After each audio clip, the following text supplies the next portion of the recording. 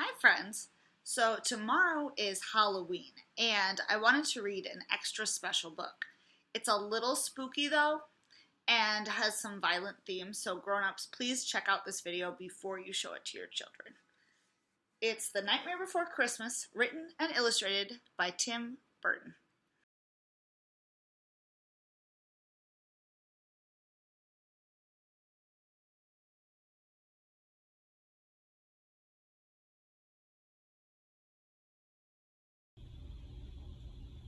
The Nightmare Before Christmas, written and illustrated by Burton.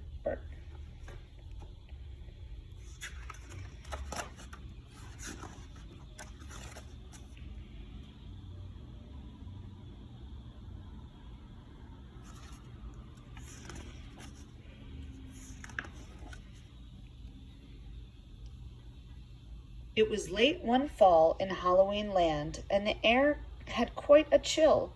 Against the moon a skeleton sat, alone, upon a hill. He was tall and thin, with a bat bow tie. Jack Skellington was his name. He was tired and bored in Halloween land. Everything was always the same.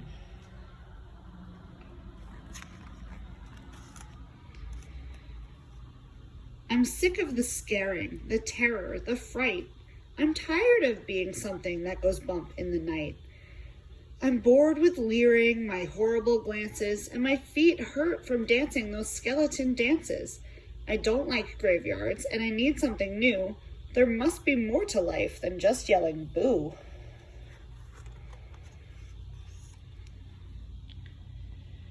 Then out from a grave with a curl and a twist came a whimpering, whining, spectral mist. It was a little ghost dog with a faint little bark and a jack-o'-lantern nose that glowed in the dark. It was Jack's dog Zero, the best friend he had, but Jack hardly noticed, which made Zero sad.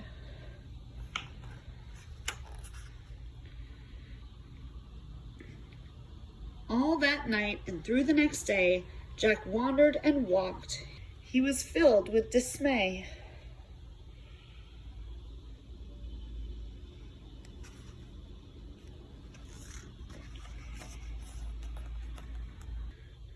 Then deep in the forest, just before night, Jack came upon an amazing sight. Not 20 feet from the spot where he stood were 3 massive doorways carved in wood. He stood before them, completely in awe, his gaze transfixed by one special door. Entranced and excited with a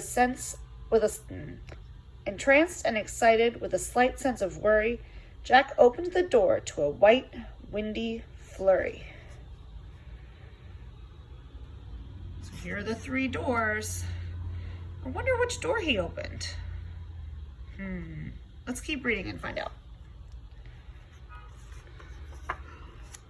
Whoa, there's Jack and all the snow.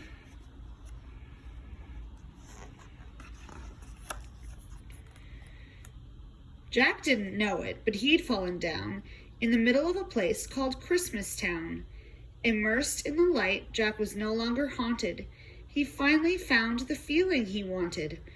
And so that his friends wouldn't think him a liar, he took the present-filled stockings that hung by the fire. He took candy and toys that were stacked on the shelves, and a picture of Santa with all his elves. He took lights and ornaments and the star from the tree, and from the Christmas Town sign he took the big letter C. He picked up everything that sparkled or glowed. He even picked up a handful of snow. He grabbed it all, and without being seen, took it all back to Halloween. So Jack landed in Christmas Town, and he took a bunch of things from there so that he could show his friends in Halloween Town.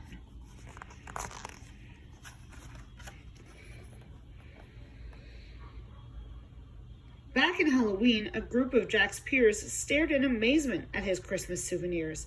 For this wondrous vision, none were prepared. Most were excited, though a few were quite scared.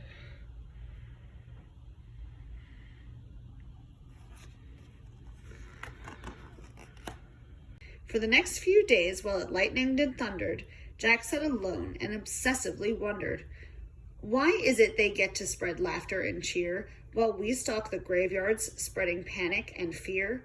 Well, I could be Santa and I could spread cheer. Why does he get to do it year after year? Outraged by injustice, Jack thought and he thought. Then he got an idea. Yes, why not?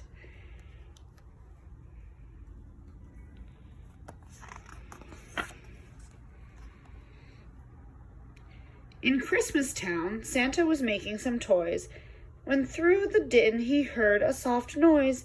He answered the door, and to his surprise, he saw weird little creatures in strange disguise. They were altogether ugly and rather petite, and they opened their sacks, they yelled, "Trick or treat!" Then a confused Santa was shoved into a sack and taken to Halloween to see Mastermind Jack.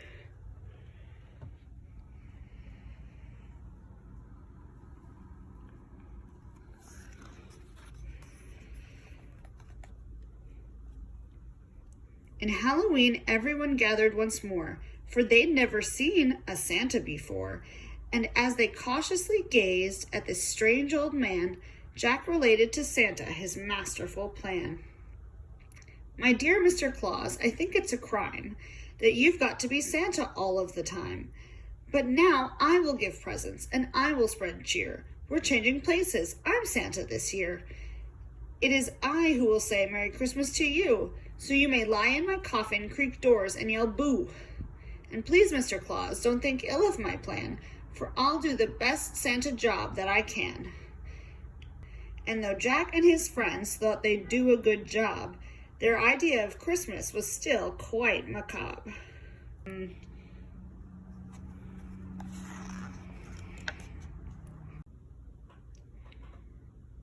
They were packed up and ready on Christmas Eve day when Jack hitched his reindeer to his sleek coffin sleigh. But on Christmas Eve, as they were about to begin, a Halloween fog slowly rolled in.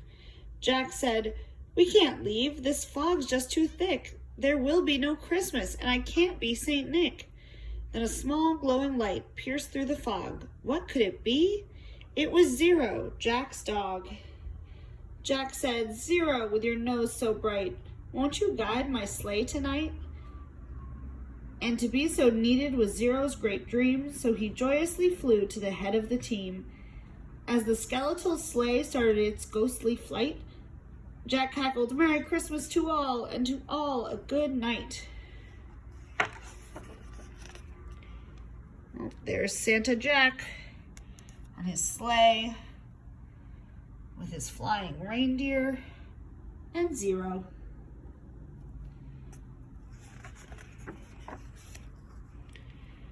"'Twas the nightmare before Christmas, and all through the house not a creature was peaceful, not even a mouse. The stockings all hung by the chimney with care, when opened that morning would cause quite a scare. The children all nestled so snug in their beds would have nightmares of monsters and skeleton heads.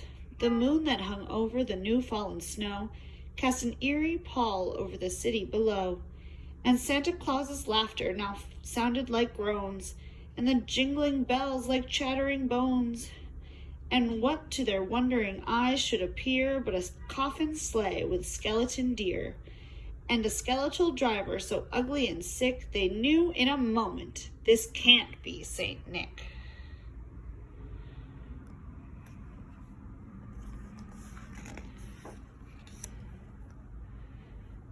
From house to house, with a true sense of joy, Jack happily issued each present and toy. From rooftop to rooftop he jumped and he skipped, leaving presents that seemed to be straight from a crypt. Unaware that the world was in panic and fear, Jack merrily spread his own brand of cheer.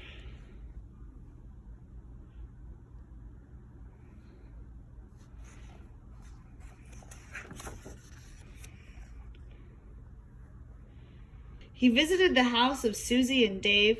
They got a Gumby and Pokey from the grave. Then onto the home of little Jane Neiman. She got a baby doll possessed by a demon. A monstrous train with tentacle tracks, a ghoulish puppet wielding an axe, a man-eating plant disguised as a wreath, and a vampire teddy bear with very sharp teeth. Oh no, Jack is giving them scary presents for Christmas. These children don't look happy to me.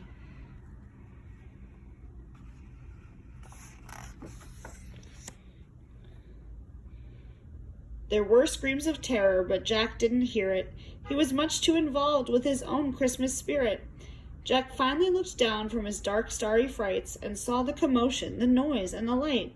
Why, they're celebrating! It looks like such fun. They're thanking me for the good job I've done. But what he thought were fireworks meant as goodwill were bullets and missiles intended to kill. Then amidst the barrage of artillery fire, Jack urged Zero to go higher and higher.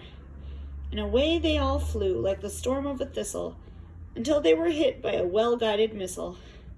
And as they fell on the cemetery way out of sight, was heard, "Merry Christmas to all, and to all a good night." Jack pulled himself up on a large stone cross, and from there reviewed his incredible loss. "I thought I could be Santa. I had such belief."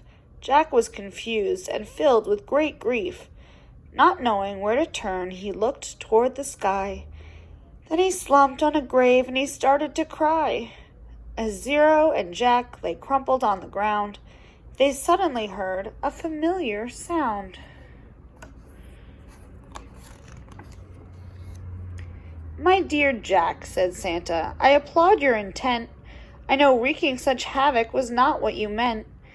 And you are so sad and feeling quite blue, but taking over Christmas was the wrong thing to do. I hope you realize Halloween's the right place for you. There's a lot more, Jack, that I'd like to say, but now I must hurry, for it's almost Christmas Day." Then he jumped in his sleigh, and with a wink of an eye, he said, "Merry Christmas," and he bid them goodbye.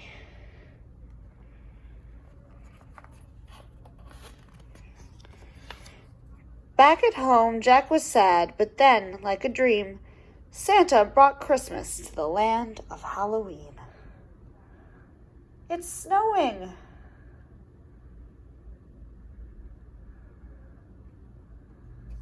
Jack looks really excited.